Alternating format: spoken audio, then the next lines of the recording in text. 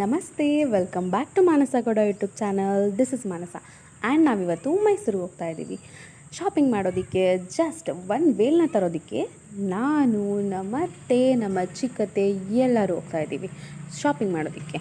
So shopping ಎಷ್ಟು ಮಾಡ್ತೀವಿ, ಏನೇನೆಲ್ಲ ಮಾಡ್ತೀವಿ ಎಲ್ಲನೂ ನೋಡೋಣ. ಓಕೆ,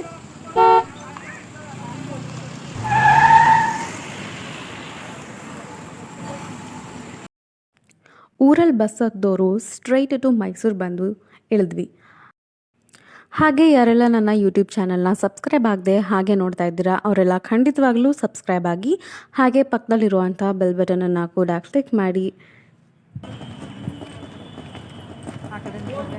ಮೈಸೂರಿಗೆ ಬಂದಿದ್ದೀವಿ ದುಪ್ಪಟ್ಟ ತಗೊಳಕ್ಕೆ, ವೇಲ್ ತಗೊಳಕ್ಕೆ, ದಾವಣಿ ತಗೊಳಕ್ಕೆ, ಯಾವುದಾದ್ರೂ ಒಂದು ತಗೊಳಕ್ಕೆ. ಆದರೆ ಇದು ಯಾವ ಕಲರ್ ಅಂತ ಡಿಸೈಡ್ ಆಗಿಲ್ಲ. ಅಂಗಡಿ ಹೋದ್ಮೇಲೆ ಯಾವ ಕಲರ್ ಮ್ಯಾಚ್ ಆಗುತ್ತೆ ಅಂತ ನಾನು ಬ್ಲೌಸ್ನ ಸೆಟ್ ಮಾಡ್ತೀನಿ. ಸೊ ನಾವು ಹೋಗಿದ್ದು ಮೈಸೂರಲ್ಲಿರೋ ಮನ್ನಾರ್ಸ್ ಶಾಪ್ಗೆ. ಅಲ್ಲಿದ್ದ ಜನ ನೋಡಿ ನಮಗಂತೂ ಸಾಕಾಗೋಯ್ತು, ಉಸಿರಾಡೋಕ್ಕೂ ಜಾಗ ಇರಲಿಲ್ಲ ಅಲ್ಲಿ. ಆ್ಯಂಡ್ ದಾವಣಿ ಕೇಳಿದ್ವಿ, ಸಿಗಲ್ಲ ಅಂತ ಹೇಳಿದ್ರು. ಸೊ ನಮ್ಮಮ್ಮ ದೇವ್ರಿಗೆ ಮಡ್ಲಕ್ಕಿ ಕೊಡೋದಕ್ಕೆ ಅಂತ ಸ್ಯಾರಿ ತೊಗೊಳಕ್ಕೆ ಹೇಳಿದರು. ಸ್ಯಾರಿ ತೊಗೊಂಡಾದ್ಮೇಲೆ ನಾನು ಬ್ಲೂ ಕಲರ್ ದಾವಣಿ ತೊಗೋಬೇಕು ಅಂತ ಡಿಸೈಡ್ ಮಾಡಿದೆ. ಸೊ ನೆಕ್ಸ್ಟ್ ಶಾಪ್ ಬೇರೆ ಎಲ್ಲಿ ಸಿಗುತ್ತೆ ಅಂತ ಹುಡ್ಕೊಂಡು ಹೋದ್ವಿ. ಈ ಬ್ಲೂ ಕಲರ್ನಲ್ಲಿ ತುಂಬ ಶೇಡ್ಸ್ಗಳಿರುತ್ತೆ ಅಲ್ವಾ. Blue, neon blue, majorelle blue, Persian blue, blizzard blue, ಹೀಗೆ ತುಂಬಾ ಇರುತ್ತೆ. ಅದರಲ್ಲಿ ನಾನು ತೊಗೊಂಡಿದ್ದು ಓಲ್ಡ್ ಫಾಂಟ್ ಬ್ಲೂ ಅಂತ.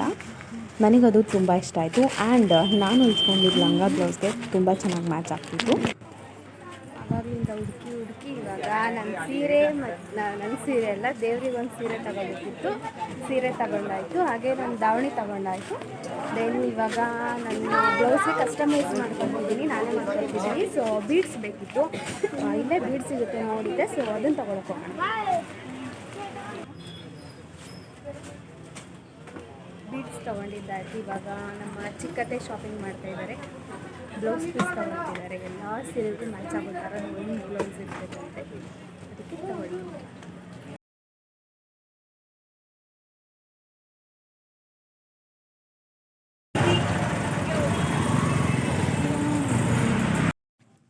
ಅದು ಇದು ಅಂತ ಅಲ್ಪ ಸ್ವಲ್ಪ ಪರ್ಚೇಸ್ ಮುಗಿಸ್ಕೊಂಡು ಮನೆಗೆ ಅಂತ ಸ್ವಲ್ಪ ದಿನಸಿ ಐಟಮ್ಸ್ ಬೇಕಾಗಿತ್ತು.